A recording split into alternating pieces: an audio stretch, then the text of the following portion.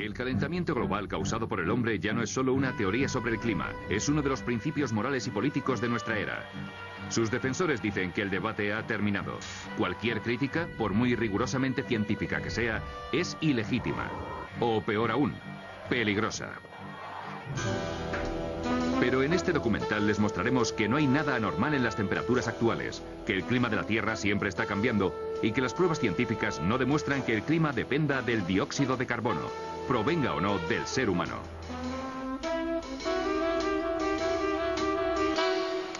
En todas partes les están contando que el calentamiento global causado por el hombre está más que demostrado, pero les están contando mentiras.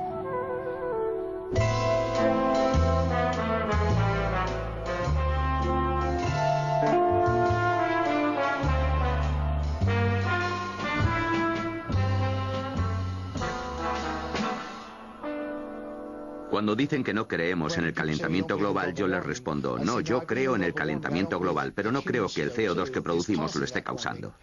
Si me hubieran preguntado hace unos años, les diría que es por el CO2. ¿Por qué? Porque al igual que todo el mundo, yo escucho lo que dicen los medios. Cada día las noticias sobre el calentamiento global causado por el hombre se vuelven más fantásticas y apocalípticas.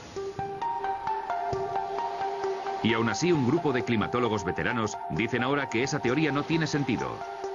Por ejemplo, hay periodos en la historia de la Tierra en que teníamos 3 veces más CO2 del que tenemos hoy, y periodos en que teníamos hasta 10 veces más. Y si el CO2 tiene un impacto tan grande sobre el clima, deberíamos apreciarlo en las reconstrucciones climáticas.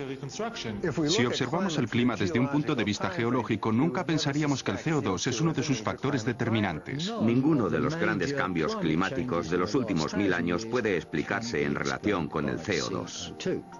No se puede decir que el CO2 determina el clima. En el pasado nunca lo ha hecho. He oído decir mucho que miles de científicos han llegado a un consenso sobre el calentamiento global y que el ser humano está provocando un cambio climático catastrófico para el mundo. Yo soy científico y como yo hay otros muchos que creen sencillamente que eso no es cierto. El calentamiento global causado por el hombre no es una teoría científica normal. Está respaldada por un organismo de la ONU políticamente influyente, el Panel Intergubernamental del Cambio Climático o IPCC. El IPCC, como cualquier organismo de la ONU, es político. Sus conclusiones finales están determinadas por la política. Se dice que el IPCC está formado por los 1.500 o los 2.500 científicos más importantes del mundo. Pero cuando miras sus biografías, ves que eso no es verdad. Un buen número de ellos no son científicos. Y para llegar a los 2.500 han tenido que empezar a coger críticos y gente del gobierno. Cualquiera que tenga relación con el tema.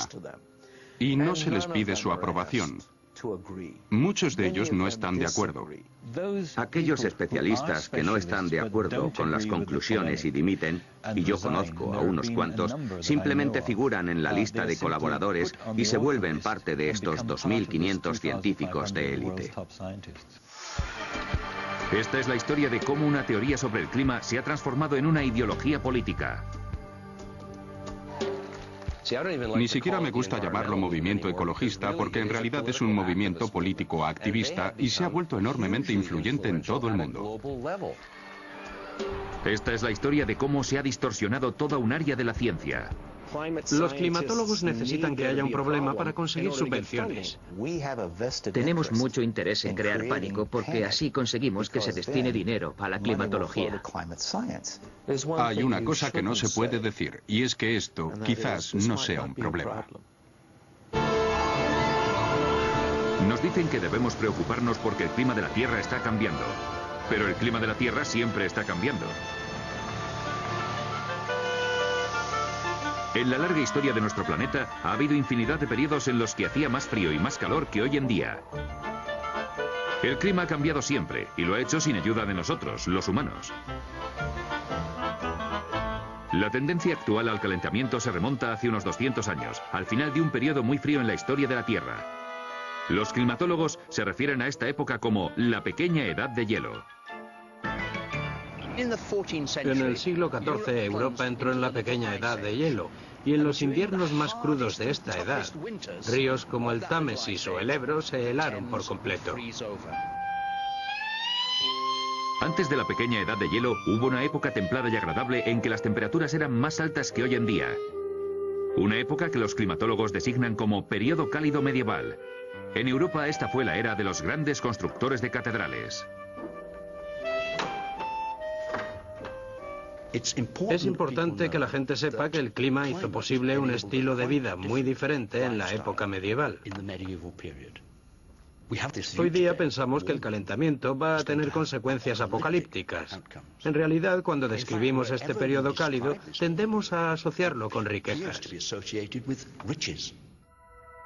Si nos remontamos más allá del periodo cálido medieval, encontramos otras épocas de calor, incluida una muy larga durante la Edad de Piedra que los geólogos conocen como Holoceno máximo, cuando las temperaturas fueron notablemente más altas que hoy en día durante más de 3 milenios. Las variaciones climáticas en el pasado fueron claramente naturales, así que ¿por qué creemos que ahora es diferente? Según la teoría del calentamiento global causado por el hombre, el dióxido de carbono que produce la industria ha provocado un aumento de las temperaturas. Pero ¿qué pruebas tenemos de que sea cierto? Cualquiera que vaya diciendo que el dióxido de carbono es el principal responsable del calentamiento del siglo XX no ha visto siquiera los datos numéricos. A principios del siglo XX, buena parte del mundo seguía siendo preindustrial. No mucha gente tenía electricidad, y coche aún menos. La industria era bastante primitiva, restringida a unos cuantos países y ahogada por la depresión económica. Pero después de la Segunda Guerra Mundial, las cosas cambiaron. Productos como las neveras, las lavadoras, las televisiones y los coches empezaron a fabricarse en masa para el mercado internacional. Los historiadores llaman a esta explosión global de la actividad industrial el boom económico de la posguerra. ¿Qué relación tiene esto con la temperatura? En los últimos 150 años la temperatura del planeta ha crecido más de medio grado Celsius. Pero lo extraño es que la mayor parte de ese aumento tuvo lugar en las primeras décadas del siglo XX, entre 1905 y 1940, cuando la producción industrial era relativamente pequeña.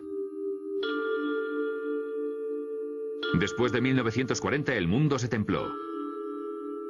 Este es un registro de las temperaturas en el Ártico durante el siglo XX. Durante el boom económico de la posguerra, la temperatura cae en picado. Irónicamente, no vuelve a subir hasta la recesión económica mundial de los 70.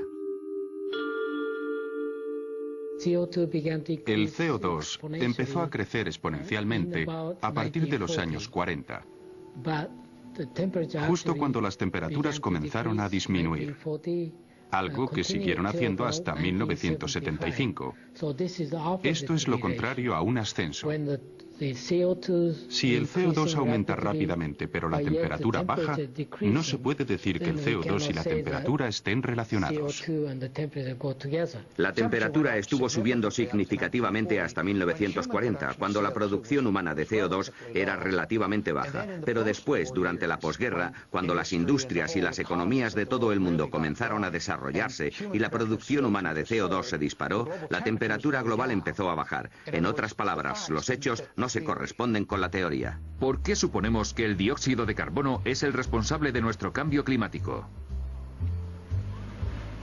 El CO2 es tan solo una pequeña parte de la atmósfera de la Tierra. De hecho, los cambios en el nivel de CO2 de la atmósfera se miden en décimas por millón.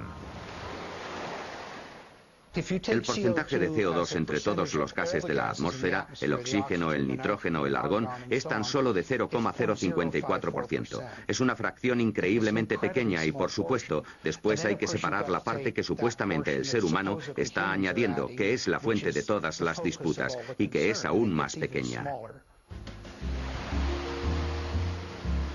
El efecto invernadero es solo una parte del sistema climático de la Tierra, y el CO2 es un gas invernadero relativamente insignificante. La atmósfera está formada por una multitud de gases. Un pequeño porcentaje de estos gases se llaman gases invernadero, y de ese pequeño porcentaje, el 95% es vapor de agua. Es el gas invernadero más importante.